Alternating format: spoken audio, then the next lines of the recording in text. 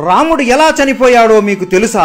రామనవమి ఎందుకు జరుపుకుంటారో ప్రతి ఒక్కరికి తెలుసు. కానీ రాముడు ఎలా ఈ లోకాన్ని వదిలి వెళ్లిపోయాడో చాలా మందికి తెలియకపోవచ్చు. లక్ష్మణుడు ఎలా చనిపోయాడు? హనుమాన్ని మోసం చేసి రాముడు ఈ లోకాన్ని ఎందుకు వదిలిపెట్టి వెళ్లిపోయాడు? హనుమాన్ ఇప్పుడు ఎక్కడ ఉన్నాడు? ఇవన్నీ ఈ రోజు వీడియోలో తెలుసుకుందాం. ఈ వీడియో ప్రతి ఒక్క రామ భక్తుడు మరియు హనుమంతుడు భక్తుడు చూడాలి. వీడియో చివరి వరకు మిస్ అవ్వకుండా చూడండి. రాముడు రావణుడిని చంపివేశాడు. ఇక త్రేతాయుగం ముగిసే సమయం వచ్చింది. రాముడు అవతారం చాలించాల్సిన సమయం రావడంతో శివుడు బ్రహ్మదేవుడు ఇద్దరు యమధర్మరాజుని నీవు రాముడి దగ్గరికి వెళ్లాల్సిన సమయం వచ్చింది అని చెబుతారు. కానీ యమధర్మరాజు ఎంత ప్రయత్నించినా రాముడి దగ్గరికి కాదు కదా, కనీసం రాజ్యం దగ్గరికి కూడా రాలేడు. ఎందుకంటే సాక్షాత్తు ఆ మహాదేవుడి రూపం అయిన హనుమంతుడు ఎల్లప్పుడూ రాముడి పక్కనే రక్షణగా ఎవరిని దగ్గరికి కూడా రానివ్వకుండా కాపలా కాసున్నాడు. ఒక రోజు రాముడికి శివుడు కలలోకి వచ్చి నీ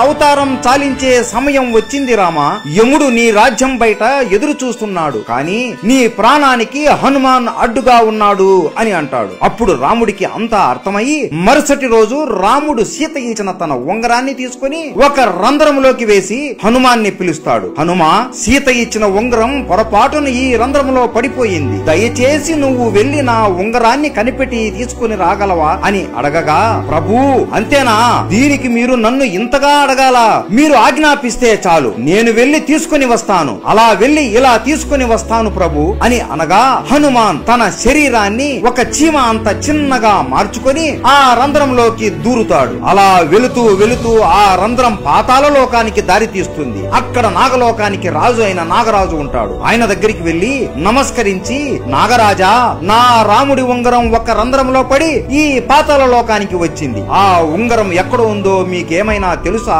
అని అడగగా, ఓహో రాముడి ఉంగరమా, నాకు తెలుసు, ఇక్కడ ఉంది, నాతో రండి అని హనుమాన్ని వెంట తీసుకుని ఒక గృహలోకి తీసుకుని వెళతాడు. ఈ గృహలోనే ఆ ఉంగరాలు ఉన్నాయి అనగా, ఉంగరాలా, నాకు కావాల్సింది నా రాముడి ఉంగరమే కదా అని లోపలికి వెళ్లి చూడగా హనుమాన్ ఆశ్చర్యపోతాడు. ఆ గృహ లోపల ఒకటి కాదు, రెండు కాదు, మూడు కాదు, కొన్ని లక్షల కోట్ల బంగారు ఉంగరాలు ఉంటాయి. హనుమాన్ నవ్వుకొని, నాకు తెలియదా నా రాముడి ఉంగరం ఏదో అని వెతకడం మొదలు పెడతాడు. అయోధ్యలో హనుమంతుడు లేడు అని తెలుసుకుని ఇదే మంచి సమయం అని యముడు రాముడి దగ్గరికి వెళ్లి, రామా, నీతో ఈ రోజు ఏకాంతంగా చాలా ముఖ్యమైన విషయం మాట్లాడాలి, మనం మాట్లాడుకునే సమయంలో ఎవరైనా మధ్యలో వస్తే వారికి మరణదండన ఇవ్వాల్సిందే అని అనగా రాముడు లక్ష్మణుడిని పిలిచి, ఈ బాధ్యత నీదే లక్ష్మణ, ద్వారం దగ్గర ఉండి లోపలికి ఎట్టి పరిస్థితుల్లోనూ ఎవ్వరిని పంపించకు అని ఆజ్ఞాపిస్తాడు. సరే అన్న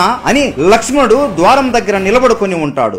లోపల యముడు రాముడితో ఇలా అంటాడు, స్వామి, శివుడు మరియు బ్రహ్మ ఆజ్ఞ వలన నేను ఇక్కడికి వచ్చాను. మీరు ఈ రాముడి అవతారానికి ఉన్న కార్యం ముగిసింది, ఇక మీరు విష్ణు రూపంలోకి మారి వైకుంఠానికి రండి, లక్ష్మీదేవి మీ కోసం ఎదురు చూస్తూ ఉంది అని అనగా రాముడు నవ్వుతూ సరేయమా అని అంటాడు. ఆ సమయంలోనే మహాకోపిష్టి అయిన దుర్వాస మహర్షి రాముడితో మాట్లాడడానికి అక్కడికి వస్తాడు. కానీ లక్ష్మణుడు, స్వామి, ఇక్కడ రాముల వారు ఏకాంతంగా ఉండాలి అనుకుంటున్నారు, మిమ్మల్ని ఇప్పుడు లోపలికి పంపలేను అని అనగా దుర్వాస కోపంతో, నేను ఇంత దూరం నుండి రాముడితో మాట్లాడడానికి వస్తే నన్ను లోపలికి పంపకుండా అడ్డుకుంటావా?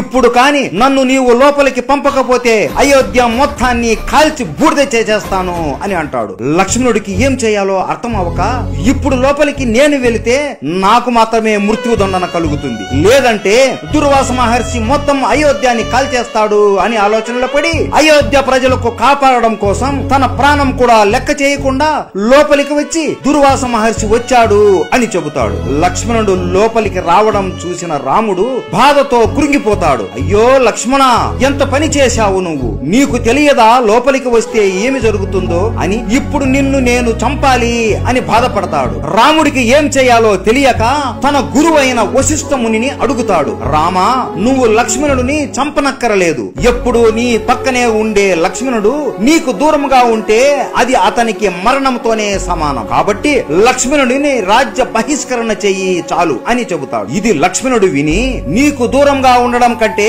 చనిపోవడమే మేలు కదా అన్నా అని సరయూ నదిలో జల సమాధి అయిపోతాడు. ఇది చూసి అతని భార్య ఊర్మిళాదేవి కూడా జల సమాధి అయిపోతుంది. ఈ రెండు మరణాలను హనుమంతును చూసి రాముడు బాధతో కురింగిపోతూ నేను కూడా జలసమాధి అయిపోవాలి అని సరియు నది తీరం దగ్గర నిలబడుకుని ఉంటాడు. ఇదే సమయంలో పాతాళ లోకంలో హనుమంతుడు ఏ ఉంగరం చూసినా నా రాముడి ఉంగరం లాగానే ఉంది అని వెతికి వెతికి అలిసిపోయి, ఓ నాగరాజా, ఏ ఉంగరం చూసినా రాముడి ఉంగరం లాగే ఉంది, అసలు ఇన్ని ఉంగరాలు ఇక్కడికి ఎలా వచ్చాయి అని అడుగుతాడు. అప్పుడు నాగరాజు ఇలా వివరిస్తాడు. త్రేతాయుగంలో విష్ణు రూపమైన రాముడు జన్మిస్తాడు. ఎప్పుడైతే ఒక బంగారు ఉంగరం పాతాళ లోకంలో పడుతుందో దాన్ని వెతుకుంటూ ఒక వానరం వస్తుంది. అప్పుడు భూమిపైన రాముడు అస్తమిస్తాడు. దాంతో త్రేతాయుగం అంతమవుతుంది. హనుమా, ఇక్కడ ఇన్ని ఉంగరాలు ఉన్నాయి అంటే ఇన్ని సార్లు రాముడు అస్తమించాడు, అన్ని త్రేతాయుగాలు ముగిశాయి అని అర్థం. జీవితం అంటే ఒక చక్రం హనుమా. ఒక చక్రం ముగిసింది అంటే ఇంకొక చోటు ప్రారంభం అవుతుంది అని. 4 యుగాలు మళ్ళీ ముగుస్తాయి, మళ్ళీ త్రేతాయుగం మొదలవుతుంది. రాముడు మళ్ళీ పుడతాడు, నువ్వు కూడా మళ్ళీ పుడతావు. ఇద్దరు కలిసి మళ్ళీ రావణుడిని హతమారుతారు అని వాసుకి అంటాడు. హనుమంతుడు ఆశ్చర్యపోతాడు. అంతలోపు అయ్యో, నా రాముడు ఇప్పుడు మరణిస్తాడా అని చేతికి దొరికిన ఉంగరాన్ని తీసుకుని వెంటనే అయోధ్యకి చేరుకుంటాడు. అయోధ్య మొత్తం వెతికినా కూడా రాముడు ఎక్కడా కనిపించడు. అలా గాలిలో ఎగురుతూ ఎగురుతూ వెతుకుతూ ఉండగా సరయూ నదిలో రాముడు జల సమాధి అయిపోతూ కనపడతాడు. వెంటనే అతి వేగంతో కిందికి వచ్చేలోపు రాముడు హనుమాన్ని చూస్తూ నదిలోకి వెళ్లిపోతాడు. ఇదంతా చూసి హనుమాన్ బాధతో గట్టిగా రామా ప్రభు అని ఏడుస్తాడు. అయ్యో, ఇదంతా నా తప్పే, నేను బుద్ధి లేని వాడిని, 1 నిమిషంలో వస్తాను అని ఇంత సమయం వృధా చేశాను, నా వల్లనే ఈ రోజు మీరు నాకు దూరం అయిపోయారు అని బాధపడుతూ ఏడుస్తూ కురింగిపోతూ ఉంటాడు.